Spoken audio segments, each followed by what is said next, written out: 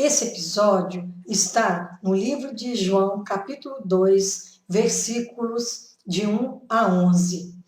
E diz o seguinte: E ao terceiro dia fizeram-se umas bodas em Caná da Galileia, e estava ali a mãe de Jesus. E foi também convidado Jesus e os seus discípulos para as bodas. E faltando vinho, a mãe de Jesus lhe disse: Não tem vinho. Disse-lhe Jesus: Mulher, que tenho eu contigo? Ainda não é chegada a minha hora. Sua mãe disse aos serventes: Fazei tudo quanto ele vos disser. E estavam ali postas 6 talhas de pedra para as purificações dos judeus, e em cada uma cabiam 2 ou 3 almudes. Disse-lhes Jesus: Enchei de água essas talhas. E encheram-nas até em cima. E disse-lhes: Tirai agora e levai ao mestre-sala. E levaram. E logo que o mestre-sala provou a água feita vinho, não sabendo de onde viera, se bem que o sabiam os serventes que tinham tirado a água, chamou o mestre-sala ao esposo e disse-lhe: Todo homem põe primeiro o vinho bom, e quando já tem bebido bem, então o inferior. Mas tu guardaste até agora o bom vinho. Jesus principiou assim os seus sinais em Caná da Galileia e manifestou a sua glória, e os seus discípulos creram nele. O que nós sabemos é que havia uma festa de casamento em Caná da Galileia. Falava Caná da Galileia porque era muito próximo. Então, Jesus, seus discípulos e sua mãe tiveram que se deslocar de Nazaré até esta cidadezinha. E faltou vinho. E a mãe de Jesus lhes disse: Não tem vinho. Naquele tempo, as festas de casamento dos judeus podiam durar até uma semana. E tinha que haver uma provisão de tudo que iria precisar para manter esses convidados alegres e satisfeitos até o final de toda a celebração. E quando faltava vinho, o vinho que é sinal de alegria, representava a alegria da festividade, era considerado um vexame muito grande. Então, isso não podia acontecer. Maria era uma pessoa de casa, porque muitas vezes os convidados não sabem o que está se passando na cozinha. E a mãe de Jesus chega para ele e disse: Não tem vinho. Então, isso quer dizer que Maria, mesmo ainda não tendo presenciado um sinal significativo, ela sabia que, procurando por Jesus, alguma coisa ele iria providenciar, embora ele não fosse o dono da casa. Ele estava ali como um convidado, como os outros. E ele responde: Mulher, que tenho eu contigo? Ele não estava sendo grosseiro, ele não estava repreendendo a sua mãe. A gente vê muito na Bíblia essa expressão, que tenho eu contigo, como também Davi disse para Joabe: Que tenho eu convosco, filho de Zeruia? Nesse caso, Davi estava fazendo uma advertência, mas neste caso não.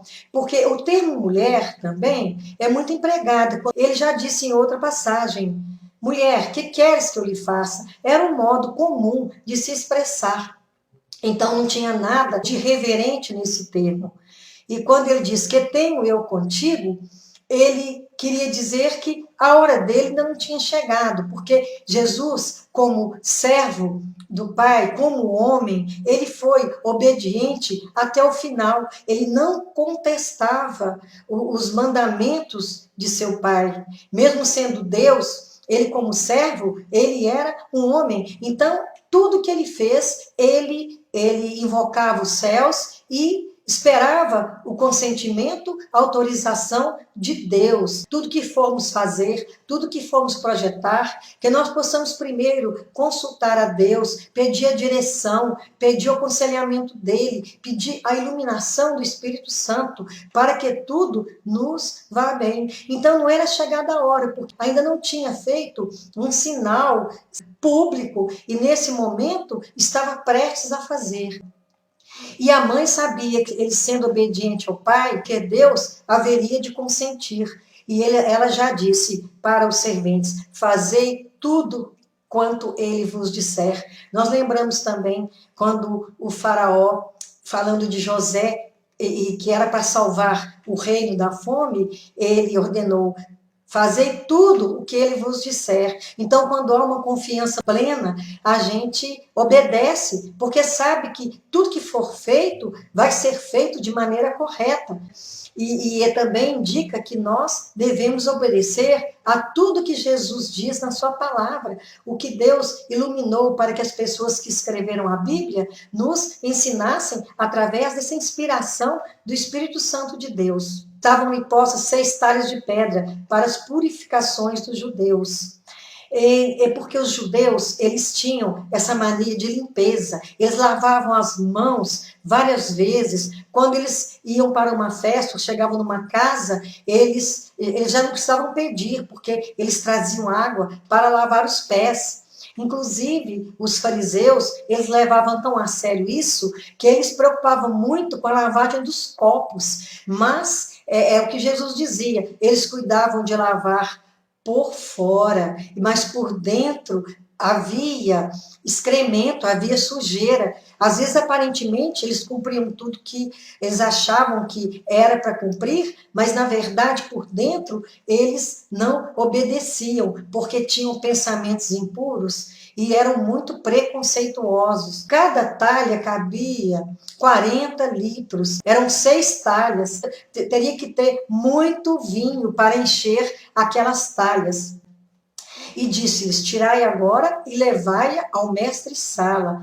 Eu não imagino o que esses empregados pensaram. O que esse homem está querendo? Se está faltando vinho, ele manda encher essas talhas de água. E como ninguém conhecia Jesus, conhecia os sinais dos céus, eles devem ter feito, mas assim, porque eles não tinham como não obedecer, porque estavam numa situação de vexame.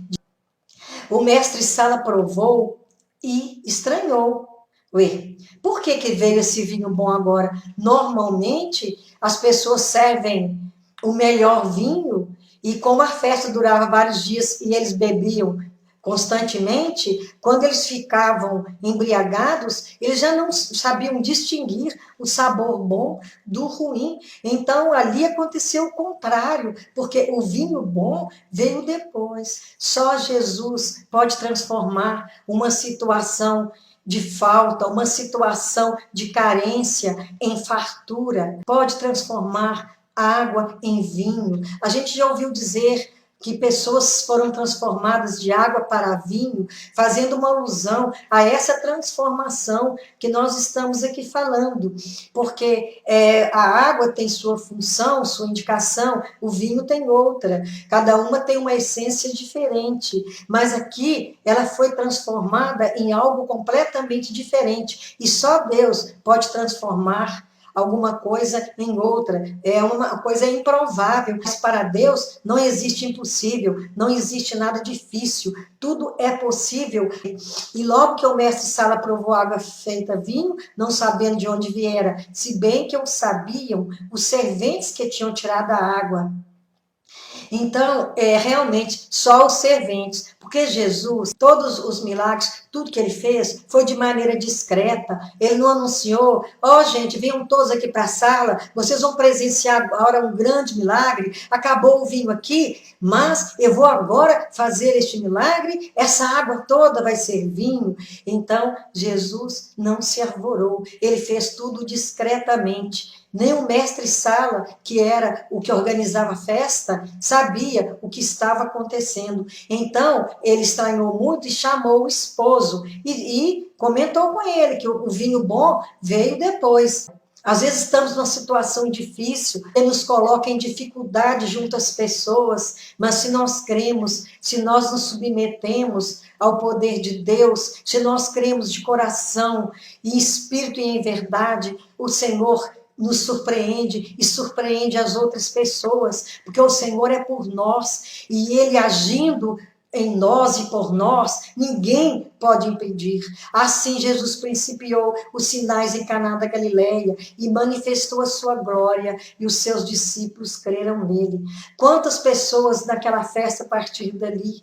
que viram essa maravilha, principalmente aqueles que retiraram a água, eles devem ter crido que Deus agira ali, que aquele homem, ele tinha parte com Deus, porque ele fez um milagre nunca visto.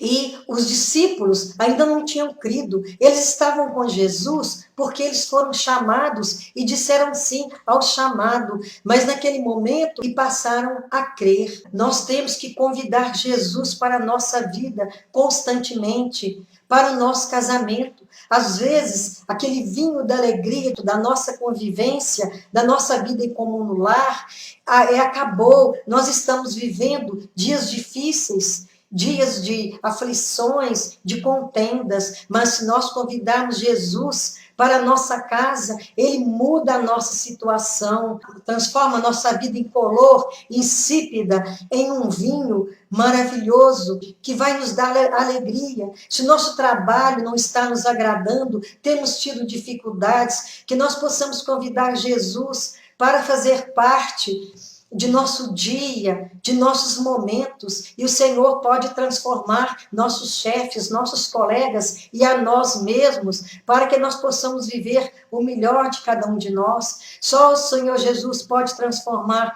a água de um viver sem sabor, um viver que está carecendo de soluções, em algo que possa nos trazer vitória, possa reavivar a alegria, que nós possamos convidar Jesus para o nosso coração e, sobretudo, como servos, obedecer ao Senhor em tudo que Ele nos manda fazer, e que Ele possa ser o primeiro em nossa vida, o principal, para que tudo vá bem e que nós possamos, como os discípulos de Jesus, reconhecer tudo que Ele tem feito por nós e, principalmente, que tem nos mantido vivos para que nós tenhamos tempo de voltar para Ele, nesse tempo que se chama hoje, para que Ele transforme a nossa vida num vinho saboroso, num vinho que vai nos alegrar e que vai fazer os que estão em volta de nós também alegres. Que o Senhor nos abençoe, que o Senhor nos guarde e que possamos cada vez mais nos aproximar de Jesus com o coração grato, com o coração sincero. Amém. Que o Senhor perdoe os nossos pecados.